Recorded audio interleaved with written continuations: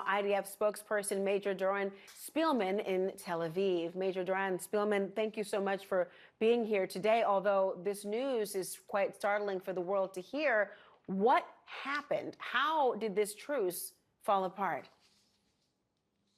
Thank you for having me, Laura. Well, around half an hour ago, sleeping Israelis once again woke up to the sound of the red siren of Hamas rockets falling at us once again from Gaza. Just like on October 7th, it's the same Hamas that attacked on October 7th with rockets. This morning, once again, they're firing rockets at the Israeli population. And are you clear as to who is doing this and the why?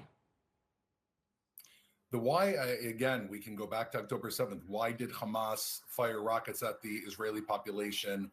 Why did they cross over the border and massacre innocent civilians? It says it right there in their charter. They exist in order to destroy the state of Israel and the Jewish people. That is why they did this on October 7th. Why else would they launch rockets out of the blue again today? It just shows that it's the same Hamas, and our mission is far from being done.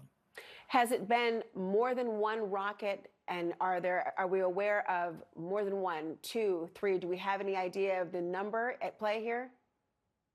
So there have been multiple rockets. They've been intercepted, which shows that Hamas has moved back into an attacking position.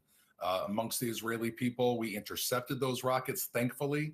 Otherwise, they could have fallen on communities, on cities, on kindergartens. Again, we're just now getting back to life after the tragedies of the last 55 days. Children are going back to school here. It's on Friday morning. And once again, we intercepted those and we've resumed our combat missions against Hamas in the Gaza Strip. Major Spielman, are negotiations somehow still ongoing while the military operations have restarted, or is that done now? Look, the political echelon can decide to take this, in whatever direction, that they want to. That's always an option for them. They've given us the order as a military that this truce has been violated. Once again, Hamas is committing these atrocities, targeting, again, they are not targeting troops right now.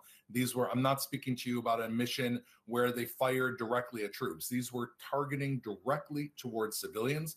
And therefore, our goal has always been so that our civilians can live peacefully. Therefore, we're back into a combat mode in order to eliminate Hamas, which it just shows, even after days of truce, days where we were able to get these hostages, some of them back home, 140 of them are still stuck in those godforsaken tunnels in Gaza, and even release these prisoners, their own prisoners, back. They decided once again to move into attack mode. They started this on the 7th, and here we are once again. It's the same exact Hamas. These are the people we're dealing with, Laura. So what will come and happen to the remaining hostages now that combat missions have resumed? Are there concerns that it's going back to around the time of October 7th when you didn't know where the hostages were, that there was thoughts that they might be compromised in their safety, not knowing their condition?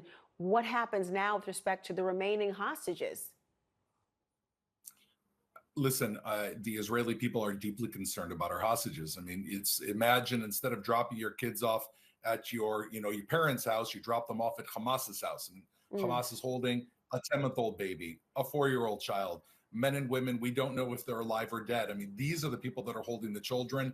We have a lot more information than we have today than we had on October 7th. We've been hearing these reports coming out of Gaza, horrific reports from the people who've come home. Children, they say, as Hamas put each of the children on a motorcycle to bring them to Gaza, they pressed their legs against the exhaust pipe of the motorcycle to sear their legs with a burn mark so that if they tried to run away in Gaza, they could quickly identify them.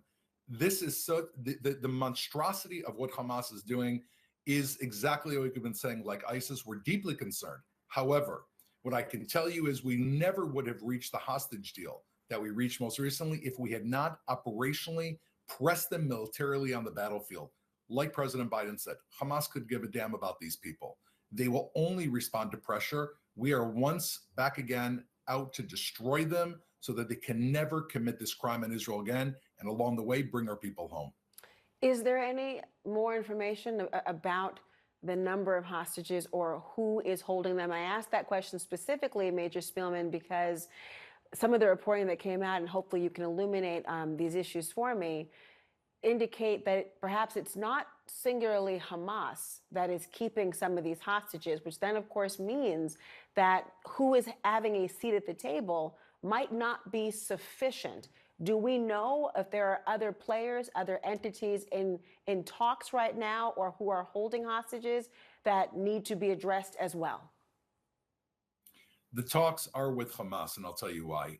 In the same way that Hamas and Hezbollah and the Houthis in Yemen are proxies of Iran, this state sponsor of terror, Hamas are the rulers of the Gaza Strip. There are small break-off terrorist cells, and in all of those cases, they are proxies of Hamas. Hamas called the shots in the Gaza Strip. Everybody reports to them. They are the governing body of the Gaza Strip. Let's not forget all of those billions of dollars of international aid money that came into the Gaza Strip. The small amount that was not stolen by the heads of Hamas were distributed by Hamas. Everybody looks to them for responsibility. If they decide that they want to have a truce, as we've seen, they decide all of a sudden there's a truce. If they want to break a truce, it's their call. The attack on October 7th was taken, thousands of people took part, but all the calls were Hamas. And so this differentiation of the terror groups does not affect the bottom line. It is Hamas's decision to attack, take our people hostage, and it's also in their hands if they want to try to have a shredded dignity and try to let these people come back home. Major Spielman, we are reporting now that Israeli jets are in the air right now. What is Israeli targeting specifically? Just like before, we are targeting Hamas strongholds, Hamas terrorists, where they shot those rocket launchers. Any place that we see that there's an imminent threat against Israel, that's obviously the first priority. They can press a button right now and they can target children in Tel Aviv, in Jerusalem, in the north of Israel, and in the south of Israel. And so operationally, wherever Hamas are operating and planning these attacks, those are the first place we're going. We can imagine, and we know the way Hamas operates, right? We could write the script right now.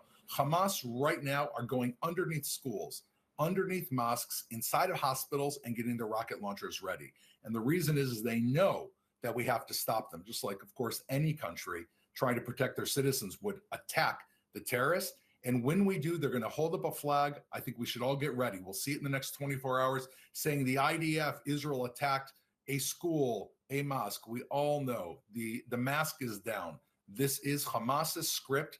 They're writing. We cannot allow ourselves to fall back into their hands and believe, because, of course, they are manipulating this entire situation. The notion of taking that bait is something certainly that we have seen, or the fear of doing so. But in that same vein, there has been a lot of criticism that has been directed towards those who are viewing any military strategy that might involve the collateral damage of civilians, knowing Hamas's MO, knowing where they place strongholds according to the intelligence and beyond. Will you continue to target those areas where civilians might be located as human shields?